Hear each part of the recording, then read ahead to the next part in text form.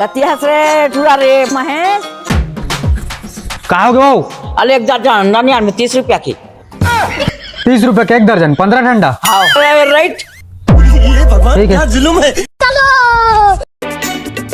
भैया, 30 रुपए का एक दर्जन अंडा दे तो का? 30 रुपए में कहा यार एक दर्जन यार, ठंडी में तो रेट बढ़ गए यार। उगरी है आजकल यार, अंडा नॉर्मल डिलीवरी में नहीं देते। दादा तब बड़े ऑपरेशन में देते का? हो यार नहीं लो भेग में। वो नहीं मिली अंडा 8 रुपए के एक का कहीं सो। ले अंडा अंडा नहीं मिले तो बताला फटका डाल होगा। जाटवा लकड़ी का पौधा आवे रे। हाँ ओकरा जांगर तो चलता, तुम्हारे जांगर तो चलात नहीं है। लेवन बाबूजी कोई बात नहीं, मैं फोड़ देता हूँ। दे भैया टांगल मैं फोड़िया। अरे दे रे मैं फोर। हाँ नहीं फोड़ रही है भाई के ना। कर देता यार। वो भाई भाई भौजी को ठियार दे तो। बात तो सही है। जय बजरंगबली।